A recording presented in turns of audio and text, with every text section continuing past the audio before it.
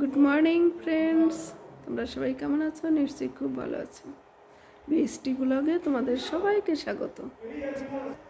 সকালবেলা আমি যারাই ঘর থেকে বেরোবে, একজন স্কুলে যাবে, একজন অফিসে যাবে, তাদের জন্য আজকের আমার টিফিনে কি দিচ্ছি সেটা তোমাদের আজকের শেয়ার করছি। দেখে নাও একটু, যদি ভালো লাগে তাহলে লাইক, শেয়ার, কমেন্ট আর কি সাবস্ক্রাইব অবশ্যই করো, ঠিক আছে?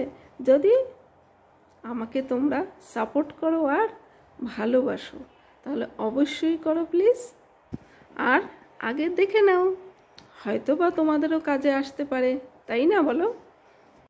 এই যে বন্ধুরা, এই যে বানানো হচ্ছে, বেলে নিচ্ছি রুটিটা বেলে তার ভিতরে সবজি ছিল, সেই সবজি দিয়েই এটাকে কভার করে দেব। আর এর যে রেসিপিটা, একদম পুরো রেসিপিটা অন্য দিন আমি সেটাকে শেয়ার করব, ঠিক আছে? আজকের এভাবেই তোমাদের দেখিয়ে দিচ্ছি। এটা আমার মেয়ে তোষানির জন্য রেডি হচ্ছে টিফিনটা। আর এইভাবে আমি জল দিয়ে এটাকে করা হয়। এটা কুলচা হচ্ছে, আটা দিয়ে তৈরি হচ্ছে। এমনিতে সবাই বলে যে কুলচা নাকি, কুলচা মানে যে কোনো জিনিস হয় ময়দা দিয়ে তৈরি করা হয়, কিন্তু আমি আজকে ট্রাই করলাম আটা দিয়েও বেশ ভালো হয়েছে। দেখো কি সুন্দর ফুলে উঠেছে, দেখেছো? বাস হয়ে গেল টিফিন। আর এই দেখো, মেয়ের টিফিন রেডি করতে না করতে বাস আমার কর্তামশাইয়ের টিফিনটাও রেডি করে দিলাম। এই যে দেখো কত সফট হয়েছে এগুলো। আর সাথে দিয়েছি একটু আচার, লঙ্কা মিক্সড আচার আছে, আর সাথে দুটো লঙ্কা। মেয়েরটা অবশ্য আচার টাচার দেয়নি, কারণ ও অতটা ঝাল খেতে পারবে না, এটা লঙ্কা আছে তাই।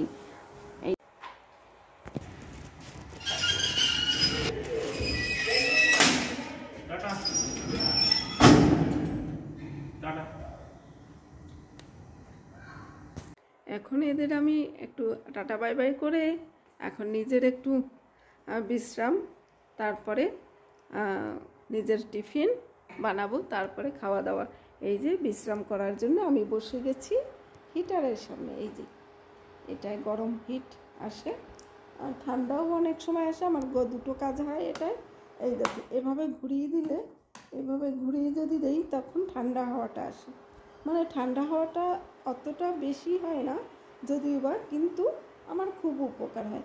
এটাকে আমি রান্নাঘরেও রাখি, মানে যখন গরমের সময়। আর এমনি সময় এই যে এখন যে মিডিয়াম ইয়েতে দিয়ে দিলাম, তাতেই হয়ে যায় একদম ফুল। এটাতে দিলে অনেকটা হিট আসে, তাই এতটা হিটের দরকার হয় না, পিঠ পুড়ে যাবে, তাহলে পিঠটা আমার পুড়ে যাবে, বুঝেছ? তো সেই জন্য কম করে দিই। বাস এখন আমি একটু রিল্যাক্স হয়ে বসবো, তারপরে আবার শুরু করব জার্নি। আমার নিজের জন্য টিফিন, তারপরে ঘর এলোমেলো হয়ে আছে, সেগুলোকে সব গুছিয়ে রাখার একটা, যেটা আমাদের চলে গৃহিণী, আমরা তো গৃহিণী। তো গৃহিণীদের এইটাই এখন কি বলবো, সবারই একটা কাজ, যারা অফিসে যায়, যারা স্কুলে যায়, যারা অন্য সার্ভিস করে, সবারই। আমিও মনে করি আমার এটা জব, তাই না? জব মনে করলে কোনো অসুবিধা নেই। তবে কি বলো তো, যদি সেই জব করার সময় যদি আমাদের একটু ভালো ব্যবহার পাই কারো কাছ থেকে, সবার কাছ থেকে, কারো কাছ মানে যারা বাড়িতে থাকেন বা বাড়ির সদস্য যারা, তাদের কাছ থেকে যদি ভালো ব্যবহারটা পাই, তাহলে সেটা বিনে পয়সাতে বেশ ভালো লাগে, তাই না বলো? তবে যে বিনে পয়সা বলছি, বিনে পয়সা তো না, মানে ঘরের যে আমরা যেটা করি সাধারণত, তাদের আর পয়সা ওইভাবে দেওয়া হয় না যে মান্থলি সিস্টেম হিসাবে, সেরকম না। যখন যেরকম যেটা লাগে বা টাকা পয়সার দরকার হলে নিশ্চয়ই সেটা সবাই পায়, সেইটা আর কি। কিন্তু মানে এরা যেরকম পায়, পেলে হবে কি, কিন্তু সেটা তো তাই ঘরেই খরচার জন্য, তাই না? তারা তো বাইরে ইনকাম করে। তো অনেকেই আছে সেটা ভাবে যে আমার এত কিছু করছি, কিন্তু আমার হাতে তো মান্থলি যেটা পড়ে সেরকম তো আসছে না।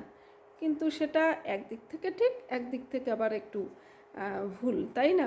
কিন্তু আমরা কিন্তু দুটোর দিকেই মাঝখানে মানে মানে বলে না এভাবে আছি। সত্যিকারে কখনো কখনো মনে হয় যে আমাদেরও যদি একটু বেতন হতো, আমাদেরও যদি মান্থলি একটা যে এরকম মানে যে যেরকম একটা হয় না মান্থলি যে এই পেমেন্টটা পাবো, হ্যাঁ সেরকম হয়, মাঝে মাঝে হয়, অনেকেরই হয়, আমারও সেরকম হয়। আমি যদি বলি যে আমার হয় না, সেটা হবে মানে কি বলবো, সেটা দাহা মিথ্যা কথা বলে না। তো আমি সেটা নই। আমারও মাঝে মাঝে হয় যখন কারো কাছ থেকে একটু অশ্রদ্ধা বা রেসপেক্ট, সেইটা যদি পরিবারে থাকলে যেরকম হয় সেরকমই আমার ক্ষেত্রেও হয়। তো সেটাই বলছি, কেউ আবার বেশি কিছু মনে করো না, ঠিক আছে? আমাদের রিলেশনটা একদমই ঠিক আছে, তো এখন পর্যন্ত ঠিক আছে। তো সেই জন্যই বলছি এমনিতে ঠিকই আছে। তো এখন একটু রিল্যাক্স নিচ্ছি, রিল্যাক্সও করছি, তারপরে আবার শুরু করব নিত্যকর্ম, যেটা আমাদের কাজ। কাজের বলতে অনেক শেষ নেই কাজের, জানো তো। সবাই ভাবে, এই যারা যায়, আমার হাজব্যান্ডের কথাই বলি, বাড়িতে ফিরবে কোনো কিছু যদি একটু দেখে, তখনই জানো তো আমাদের কষ্টের আর সীমা থাকে না।